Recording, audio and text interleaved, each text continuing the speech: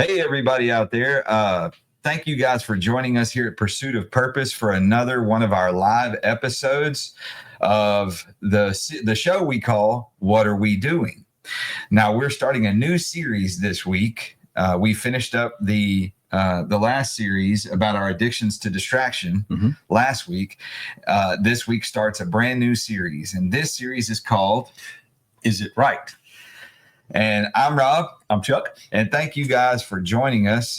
We really want to engage our audience. So we would love to have input from you, suggestions, questions, just feedback of any kind. And the direction of this show is going to be one that we believe is going to generate some pretty interesting conversations.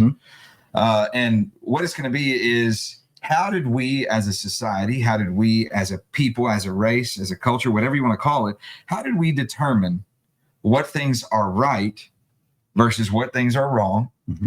And then to take it even further, how did we decide that some of those things that are wrong should actually be illegal and punished, by having your rights taken away and put in jail? Yeah, quite extensively for some folks. Yeah.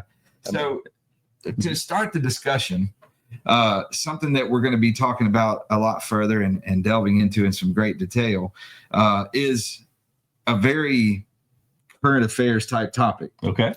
Marijuana. Yeah. Just to put it bluntly, I personally have never used it. I've never had THC in my body unless I breathed it in while someone else was partaking. However, I don't judge. I don't have any kind of I don't say you're wrong if you do it. Right. At the same time, I mean, have you used it? Yes. And do you see any moral implications for you personally?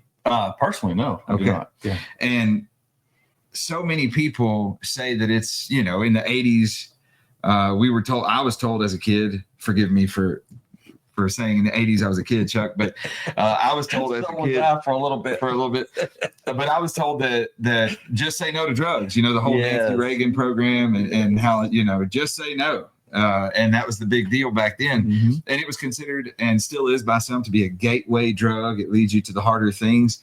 But I challenge this discussion, and we challenge this discussion actually.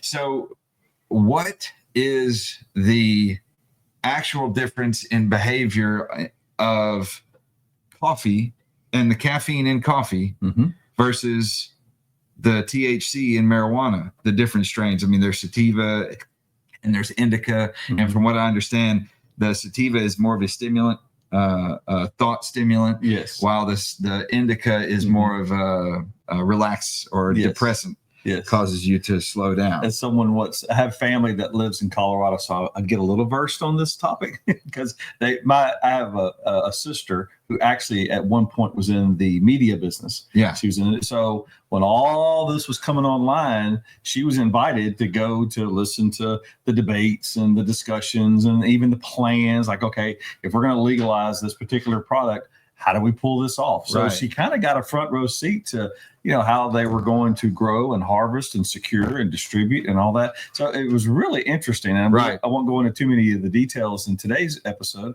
but maybe we'll have her or someone like her on because that was a whole evolution in our recent society coming out of the 80s and a lot of those things. But the way that she described it to me, she goes that sativa is basically that's your up. That's your sunrise, and indica is in bed. And I went, okay, I can remember that. And so, all right, yeah. But then they have hybrids and they have all these things. But I really like this topic because we did grow up in what was considered norms. The whole Nancy Reagan era. All throughout pretty much from the 80 to 88 and beyond, there was entire industries, if you will, like agencies built. The DEA built around how to respond to this potential problem as it was presented as a problem. And we accepted, that's a problem because we're told it's a problem. And maybe it is a problem for some people, but that's part of what we want this discussion debate to be over the next so many episodes is for you guys to bring in what has become your evolved experience, not just what you've done but your conclusions. Is it right? Are there better ways? And I think that is a very good start because it references our most influential time, which is our childhood. Yeah. And rightfully so. We teach our kids not to put any, substances that cause them to change their behavior into their body unless directed by a physician or a parent. But fascinatingly enough, to my understanding, and I hope my audience gets involved, but from what I can find through my research, the old Google and everything, marijuana is the oldest pharmaceutical used plant on the planet. And for whatever reason, we have decided that it's wrong. Yes. And I would like to know, first, how did we come to that conclusion? And then I would love someone who is convicted about it to be wrong. I would love their explanation of why. Why is it morally reprehensible to use marijuana? And then I'd like to compare it to, how do you justify that and then drink coffee? Yeah. Because coffee has, caffeine. It's our most prevalent, and it's a drug. It's a drug. And it causes an effect on our mind. It causes an effect on a complete physiological change. Our heart rate increases, our blood pressure increases. Right. You can see the change in skin color when you get flush from using it. We actually put it in health products. You and I work out, and we're Pre-workout powder. Pre-workout powders. Yeah, we're getting to the age where we need a few more supplements in our system. And I didn't realize that caffeine is put in some of these as its initial igniter. That's right. The catalyst. To get your heart rate system going, and then the follow up would be whatever the nutrition is, so to speak. So yeah, it is a stimulant. So are we on the right path there? And also, on the right path? Not only is it a stimulant, but caffeine is an addictive stimulant. Yes. You actually build a pattern of behavior around it to where you start to believe you need it. Yes. Like when we wake up in the morning, you see memes constantly on Facebook. I've posted them. I am addicted to caffeine. I am 100% a caffeine crackhead. Right. And like, how does that make You're a caffeine. Yes. How does that make me any better than a person who smokes weed to deal with their anxiety or whatever it is? Yeah. Or eats the gummies or whatever. How does that Have relate? You seen, and I know folks in our audience have seen, and maybe you've had this experience where you've actually had headaches. Your body hurts. Oh yeah, withdrawal headaches. You had a physiological issue because you needed caffeine, and so you would go and make that afternoon cup of coffee, and you're like, I started to get a headache. I'm thinking, if it's gotten to the point where it's hurting you physically as a withdrawal, maybe that's an issue.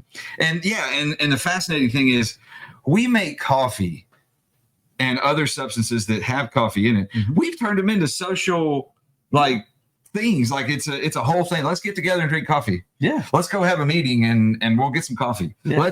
We've got whole restaurant industries, not restaurant, but like Starbucks, things like that, that are just built around the idea of drinking coffee, consuming caffeine socially.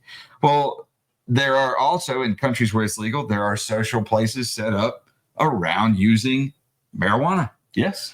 And I would really love to see you guys pitch in on this topic and let us know where you stand and what you think, because I think the tide is changing. I really do. I think that there's an enormous paradigm shift in our culture, in our society, all over the world, in fact.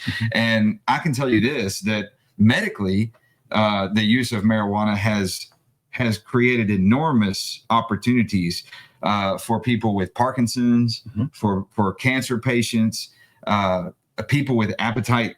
Yes. People with problems, with illnesses that affect their appetite. Yes. Because for whatever reason, that THC causes you to eat through anything, apparently.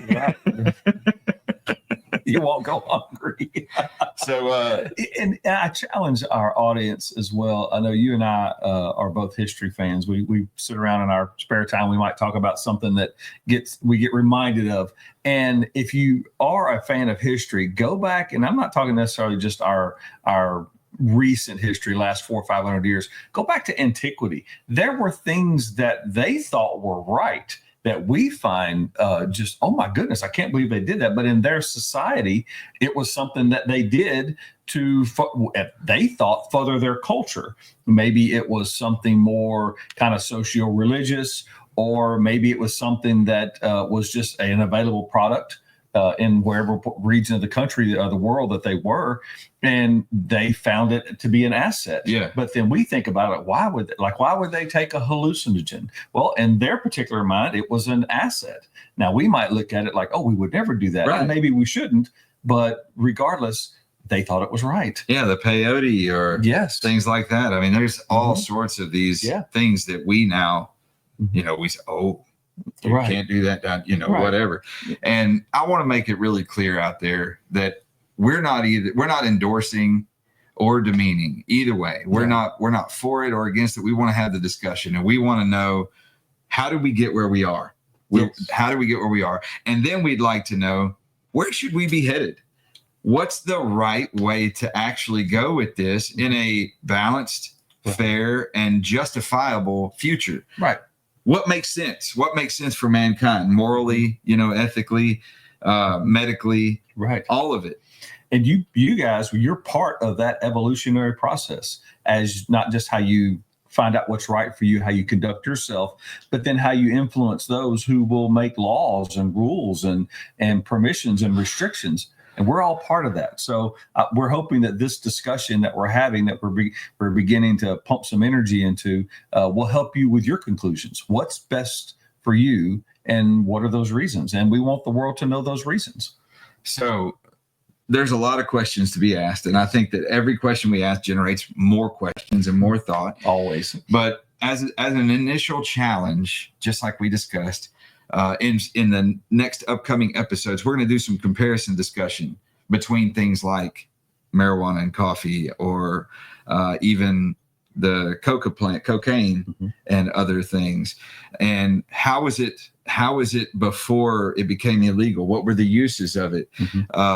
And I do know this, a fascinating fact for all of you out there who like knowing about history, that up until not that many presidents ago, the presidential doctor actually carried cocaine in a kit for the president to use. John F. Kennedy used it before speeches.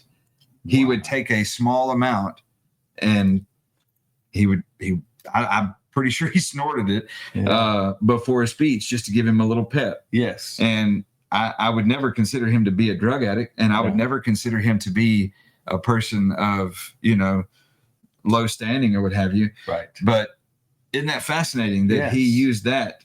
And I mean, I don't think he was an addict. No. I mean, like for example, in his particular case, I know he had back issues from injuries as a child, and which were probably exacerbated in the war and some of the things he went through. So maybe the managed dosage kept him in his chronic pain issue suppressed enough that he could do his job. And so maybe in some instances, a managed dose of some of these things that we find highly illegal and offensive is actually okay. So do we just throw it all out at once, or do we manage its reintroduction? I don't know, but hopefully we'll discuss that. And I think the real question comes to where, is the substance the problem, or are we the problem? And do we want to surrender our ability to make choices for ourselves to a nanny state type government, or do we want the freedom to choose for ourselves once we pass a certain age? Do we want the freedom to choose for ourselves? Hey, if I want to, drink bleach, who can tell me no? Right. It's that kind of a mentality. And that sounds a little bit libertarian. I mean, so be it. That's essentially the founding fundamentals of this nation. Yes. So please join the discussion. We'd love to hear from you. We want your feedback, your suggestions. If you have a guest that you think would be a great contributor to the show, we've had entrepreneurs on the show that were owners of dispensaries And we've had Christian ministers on the show. We've had all ends of the spectrum, and we're not passing judgment, not ourselves. We're not saying we're for it, not saying we're against it. We want more information, and we want to be facilitators of the discussion. Yes. So let us know. Let us know, what are we doing? And let us know, is it right? Help us with this, so maybe we can help somebody else who is undecided and who doesn't understand. Have you any further input before we? No, I love your participation. Thank you, friends. You make these things come alive. You make these things have meaning and purpose, because we're all real folks trying to figure out what works best for us. And your influence, whether it's direct influence by messaging us, or maybe someone that you have confidence in that you send our way, and we would love to have them an opportunity to influence others as well. So this show is really you. Guys, thanks for allowing us to become a part of the pursuit of your purpose. I'm Rob. I'm Chuck. And it's been What Are We Doing? Look forward to seeing you guys next week for another episode of Is It Right? See y'all next Tuesday at 10 o'clock. Have a great day.